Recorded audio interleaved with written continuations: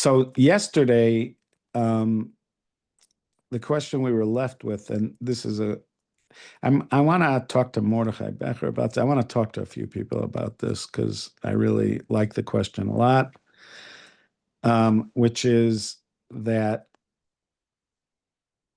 for some reason, the three verses about cooking a kid in its mother's milk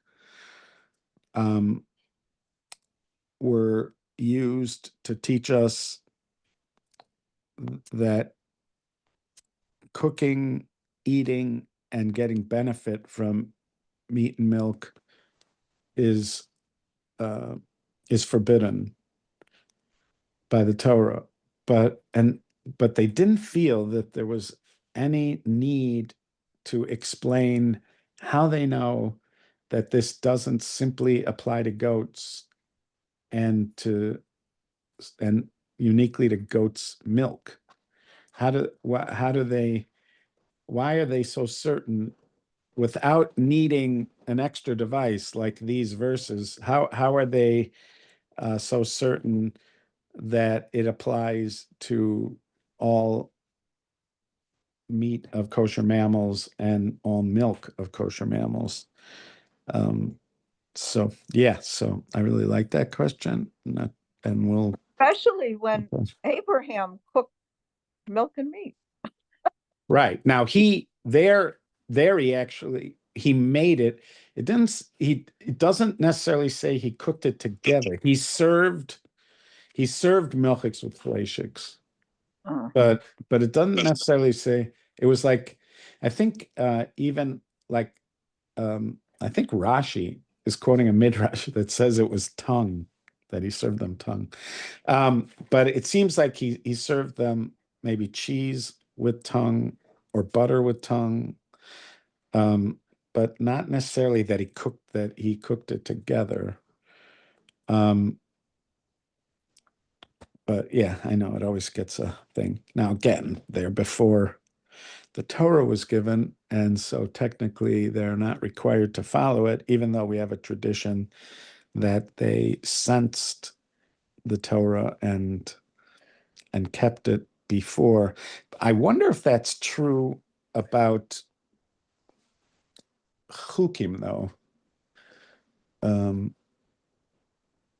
I wonder how far that whole chok thing goes. That's interesting to think about, because the way, so the Gemara and there are midrashim that say that the avos, that the patriarchs kept the Torah before, during their lifetime. They kept mitzvahs during their lifetime.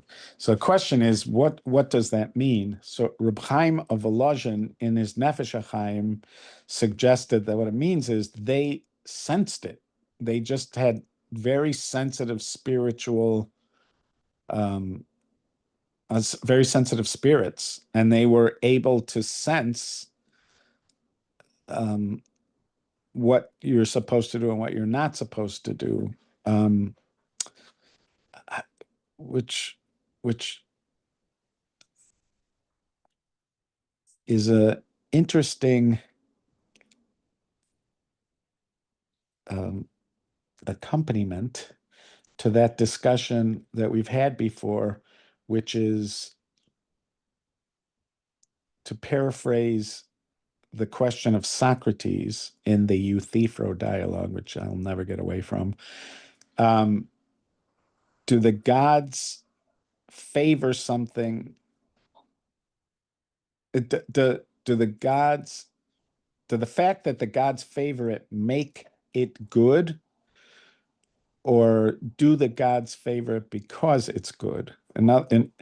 So in our case, Hashem, is something wrong because Hashem said it's wrong, or does Hashem tell us it's wrong because it's already wrong? So if you say that they already sensed the Torah before it's given, that would imply that it's already built into creation. this these negative and positive energies associated with the mitzvos and transgressions is somehow already built into creation, and not that it has to wait for God to say it at Sinai before it becomes forbidden. It, there's the other side of this is that the only reason it's bad for you is because God said not to do it. Otherwise, if God had not said not to do it, it would not be bad for you. So if you take that side, which seems to be the Rambam side, if you take that side, then how are they sensing that something's right or wrong? I mean, the seven Noahide laws they would, but how are they sensing the others 606? How are they sensing them if God hasn't spoken it yet? And we were saying that if God hasn't spoken it, there wouldn't be the reality of the negative energy and the good energy around the mitzvah or the avera, because the only reason there is that energy is because God said it. And if God hasn't spoken it yet, then how would they be sensing it? So I'm thinking that there is that there's a teaching from the Zohar, Istakel ba'oraisa ubara alma, that God looked in the Torah and created the world. So I guarantee you somebody would bring this up as part of this discussion. Yeah, so that is Reb Chaim of Volozhin's thing, that they sensed it beforehand. So let's stay away from that Euthyphro dilemma for a minute and just focus on this. If they sensed it, so does that sensing thing, is that true about chok as well? Would you say that if you argue that the that there is which many do, that there's some kind of negative effect when you do something wrong, and there's a positive effect when you do something right. So, and therefore, a person could sense that they could sense the positive energy around the good deed, and they can sense the negative energy around a bad deed. Let's say you are asserting that. Would that be true with a chok as well? In other words, would a chok, how far does it go with a chok that it's not connected to reason? How far is that go? Would it also not be sensed? All right, that's enough thinking out loud for now. You were going to say something, Sam?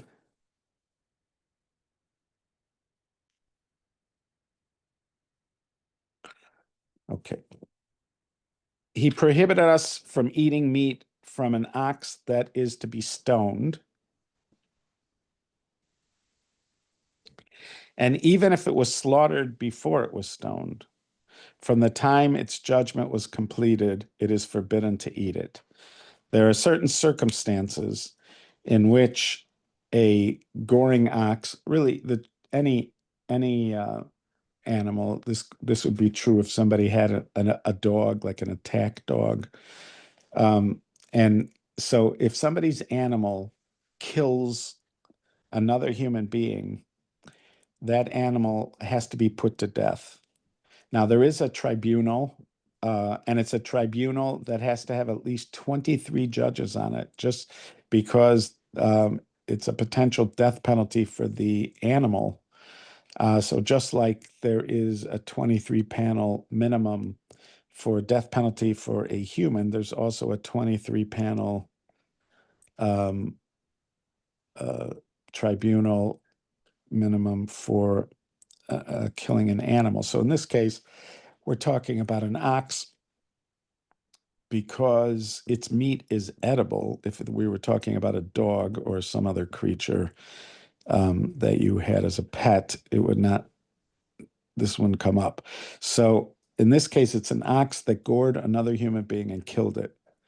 So if the judgment comes down that it is to be put to death from that point on, that is not a kosher animal. Even though it was a kosher animal up until then, that verdict renders it no longer kosher.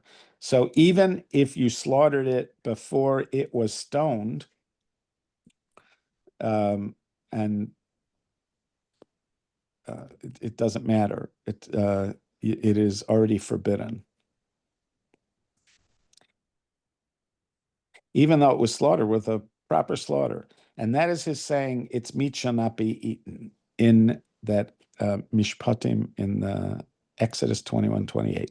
The language of the Mechilta, the halachic midrash, is the ox was taken out to be stoned, and its owner intervened and slaughtered it. Its meat is forbidden to eat. Hence, it is stated it should not be eaten. One who eats a kazayis of it is lashed. Okay. He prohibited us from eating bread made from the new grain before the completion of the 16th day of Nisan, and that is his, may he be exalted, saying, bread, parched grain, or tender grain you shall not eat. The one who eats a kazayis of it is lashed. Now it says bread here, but it as it sort of tries to clear up towards the end there, it's really anything made out of this grain. So it could be cake, it could be cookies, it could be cereal, it could be flour that you're using to thicken soup. It doesn't matter what the end result is. If one of the ingredients is flour that comes from the new grain. Now, these are the 5 grains that we associate with bread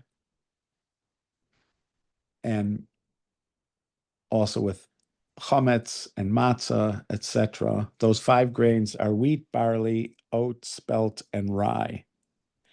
So if it's made, anything made out of those 5 grains has to wait until the 16th of Nisan, which is the second day of Pesach, before you could eat it. So let's say you made matzah from this grain, this new grain.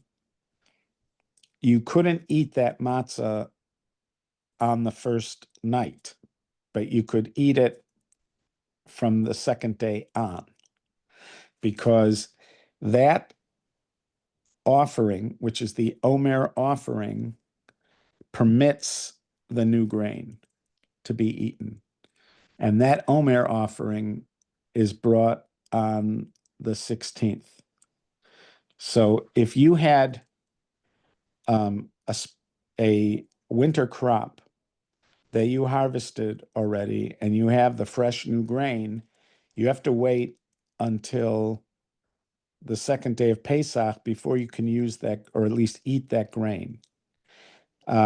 Also, if you had a summer crop from before and the grain is available in the fall, you already cannot, you have to wait with that grain until after Pesach. So they would have to store the grain and wait for the second day of Pesach before they could use it. Again, you could make matzah with it from that for Pesach. Otherwise, you can't. You have to wait till after Pesach to use it. So this, in modern terminology, this is called Yoshon. Keeping Yoshon means that you're careful about this practice. The actual prohibited material is called Chodosh, new. So the new grain is forbidden until the second day of Passover. But once the second day of Passover has happened, the new grain is now permitted. Anything grown after that has to wait until the next Passover in order to be eaten. So for people that are careful about this in the United States, they are already starting to pay attention to products, some of them as early as the end of August or beginning of September. And there are ways of telling, like there's newsletters put out, there's ways of telling when you look at the package when the wheat comes from or when the barley or oats or whatever come from. You can tell there's coded information on a lot of the packages, or it's just information that goes out in these newsletters to let you know. But for instance, it doesn't apply to rice. It doesn't apply to sorghum. It doesn't apply to millet. It doesn't apply to quinoa. It only applies to those grains, those 5 grains. In the times when the temple was around, did this also apply to the mincha offerings, or Yeah. did they have their own? You couldn't use those. Okay. Yeah. How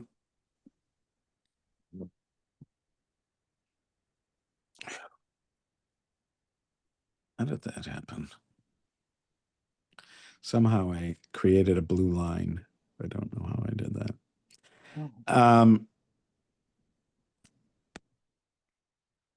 He prohibited us from eating parched grain made from the new grain before the end of the 16th day. Didn't I just do that?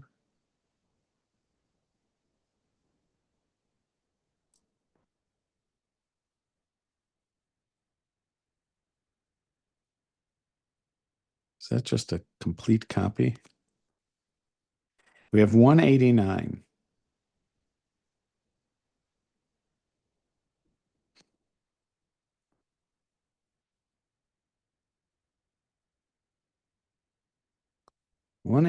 Is he prohibited us from eating bread made from the new grain before the completion of the 16th day of Nisan. Number 190 is he prohibited us from eating parched grain made from the new grain before the end of the 16th. That is maybe exalted, saying parched grain you shall not eat. So there's 2 separate ones, bread and parched grain. They're 2 separate prohibitions. He prohibited us from eating tender grain from the new produce before the end of the 16th day of Nisan. And that is his maybe exalted, saying tender grain you shall not eat. They already preceded us with their saying, one who ate bread, parched grain, and tender grain is liable separately for each and every one. That's the Gemara in Krisus. The regulation of the new grain have already been explained in chapter 6 of Menachos and in various places in Shvit. Those are the laws of Shemitah, Ma'asrot, the laws of tithes, and Chala, the laws of taking Chala. So this is another one of those, like the one with the bugs, where there's just, for some reason, each detail gets its separate mitzvah. And then you could have something else where, like, there's a whole giant process or category that just has one mitzvah. Okay. He prohibited us from eating orla, fruit of trees, during their first 3 years. And that is his may be exalted, saying, it shall be closed off to you, it shall not be eaten. The regulations of this commandment have already been explained in Tractate Orla. The prohibition of Orla outside of the land of Israel is a law of Moshe from Sinai. However, the language of Torah is only about the land of Israel. So it says, let's look at the language here. So it says, when you enter the land and plant any tree for food, you shall not regard its fruit as forbidden. You shall regard its fruit as forbidden. 3 years it shall be forbidden for you and not be eaten. So it started off by saying, when you come to the land. So it looks like this law only applies in Eretz Yisrael. But we say that applies even outside of Eretz Yisrael. Where does that information come from? So he said the information comes from Allah al-Moshe Sinai. So that's like David brought that up about it's that as a fallback position for the issue with the meat and milk, that we know it's the meat of all animals or the milk of all ones. That's sort of like the fallback position. They state it. We can't see where they're getting it from, so it must be that. Here he's overtly asserting that this is the reason. On the I'm a little mixed up on this, but on the one where you can't eat from the tree, if the tree is planted, is that right? What do you do with the fruit that comes before the 3 years? Do they take it down and give it to the poor? No, nobody can eat it. What do they do with it? Mulch. Becomes mulch. It goes back into the earth. It's a circle of life. The circle of life. Yeah, nobody can eat it. So, not even a Gentile? Well, you can't get benefit from it. He said that, right? It shall not be eaten. He had said before, every time it says you shall not be eaten, you also can't get benefit from it.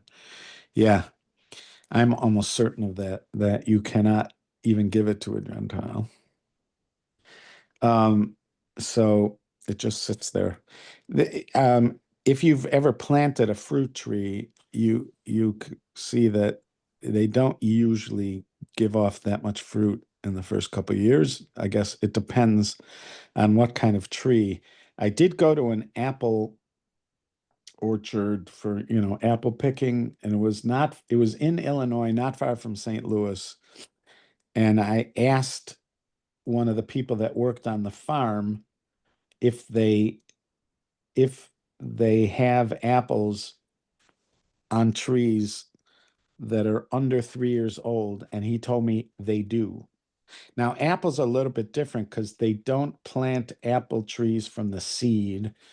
They get shoots from the tree and they plant those in the ground. So it could be that they mature more quickly. But my understanding is that for most fruit trees, you're not getting a lot of fruit from them in the beginning. But anyways, that is Orla. Now, how do you count 3 years? So it doesn't mean 3 calendar years. It means 3 years, but I think it starts with Tu B'Shvat. So my understanding is, and we'll corroborate this, but my understanding is that if it took root, if this tree was planted and took root before Tu B'Shvat, then once Tu B'Shvat comes, it's already year 2. It's sort of how they figure the years for horses. It's and how we figure the years of a king's reign. So for a king's reign, it goes based on Rosh Chodesh Nisan. If he became king, let's say around Purim time, and then Rosh Chodesh Nisan passes just a few weeks later, he's now in his 2nd year as king, which is important because they used to do documentation based on the year of the king. So you had to know what year of the king it was. And so that's how they did it. From Rosh Chodesh, it started the next year. So my understanding is that that's how Orla works, that it goes by Tu B'Shvat. So you're saying that if you planted it 10 days before Tu B'Shvat, then that's after Tu B'Shvat, then that's 2 years, even though it may be only 10 days before Tu B'Shvat. Right. It might require actual roots, not just planting the seed. That part I don't remember if it requires that it take root before Tu B'Shvat. Concept is more just that it doesn't have to be a whole year. It could be correct. a short period of time until the next Tu B'Shvat, Right. and that's the second year then. Right. So if you had free, no other factor mattered, you may decide to do that just so you have access to the fruit quicker. Right, and I then will try to do that. Yeah. by the next Tu B'Shvat, It's going to be the third year already. right? You'd have to wait to If the it's end. 5 days after the Tu B'Shvat, that's already your third year. Right. And then you'd wait to the end of that year, to the next Tu B'Shvat, which is really only 2 years and a few weeks old, the tree, but it's counted as the end of its third year already. Also, here's the thing about the Rambam.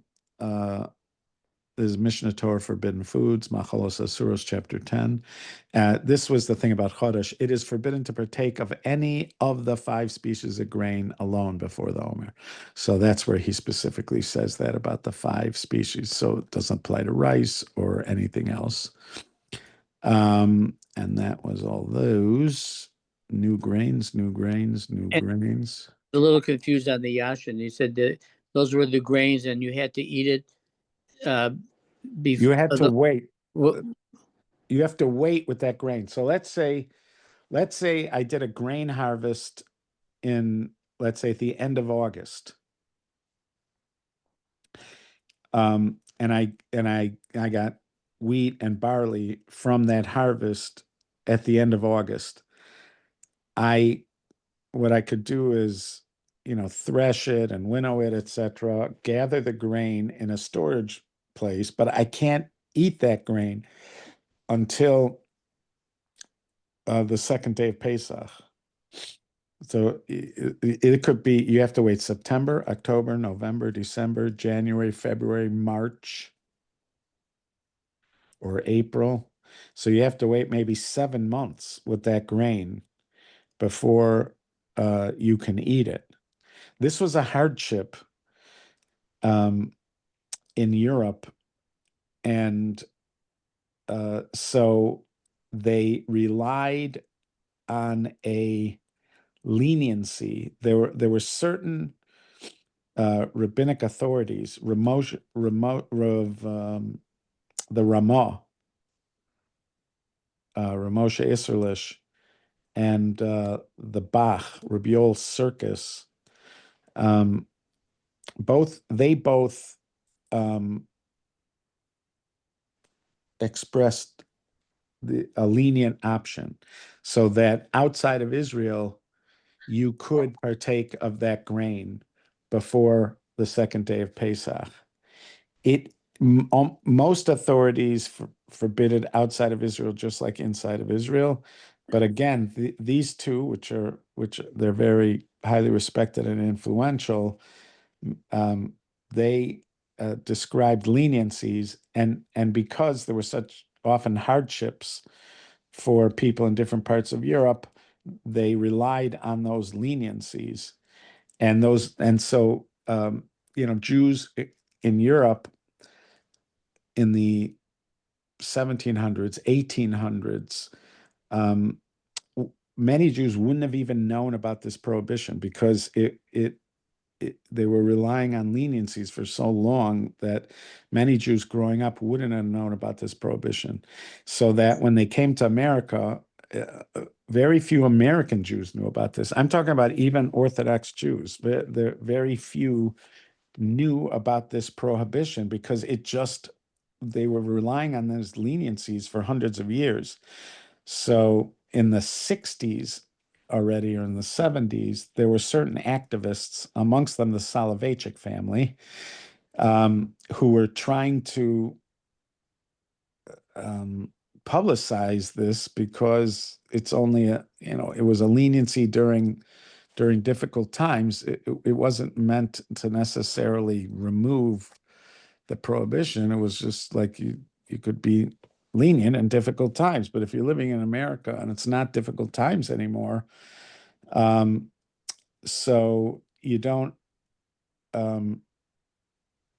They were arguing we shouldn't rely on those leniencies anymore. So in Chicago, there were two places, because Rav Aaron Soloveitchik, this was a big deal for him. So in Chicago, the Tel Aviv bakery was always careful to follow the rule of no chadash, in other words, yashan. Tel Aviv Pizza also was a pizza place you could go to, and the pizza would be yashan. But a lot of the other kosher establishments were not yashan. And it's sort of funny because you could see Hasidic Jews who are so meticulous about nuanced customs, eating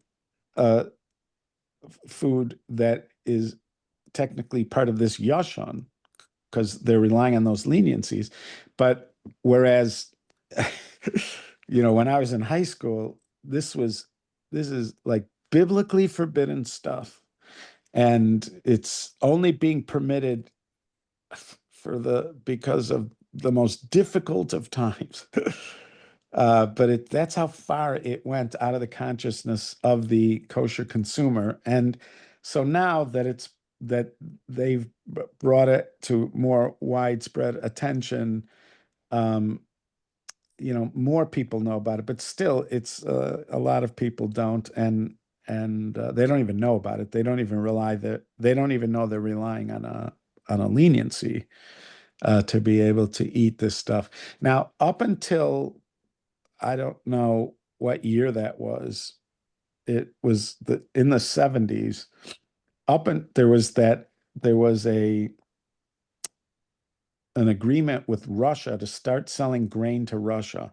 Up until then, the United States had such large stores of wheat and barley and et cetera, that it was not likely you were getting new grain right away because they had such large storages of it. So practically speaking, if you were keeping yashan earlier than sometime during the 70s when that deal with Russia happened, there were probably not a lot of products you had to worry about anyways, but in the United States. But once that trade deal went through, then suddenly there wasn't as much grain stored, and the grain was coming into the marketplace quicker. And so where you could start seeing flour and grain related products already coming onto the market in like September or October, where that never would have happened before because they had such large stores of grain. All right. I just want, Yeah. could I use old grain? I mean, let's say I have some 5-year-old grain. Can I use it? As long as one Pesach passed, you can use it. Yeah. So I can, okay, so I can they don't have to be from the same year. No. It's just, it needed to pass one Pesach, and then it doesn't matter what year it's from. And with grain, there's not an orla issue because that's only fruit from trees. Yes. Yeah. Yes. But as far as the Chodesh thing, it just has to have gone through one Pesach or 1/16. It's not a simple subject because originally there was a korban, there was an offering that was brought, and the offering's not brought anymore. So you have to establish, as the Gemara does, you have to establish that the prohibition is lifted just by the day, and not it doesn't require the korban, just by the day, which is already some work to establish that. And then yeah. All right, so we will stop here. Oh, I know what I was looking for. The statement about how do you get to the 3?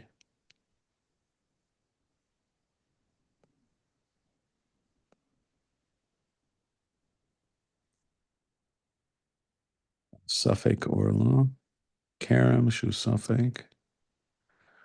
All right, we'll see if I can find this at some other point. All right, but if I remember correctly, that is the way it worked, that it goes by Tu B'Shvat. All right, be well, guys. Thank you, Right, Rabbi. so we're not Okay. meeting until Tuesday then? Right, we are meeting today for Nach and Nash, but we're not meeting. Our next Rambam meeting is Tuesday. Yes, thank you for bringing that up.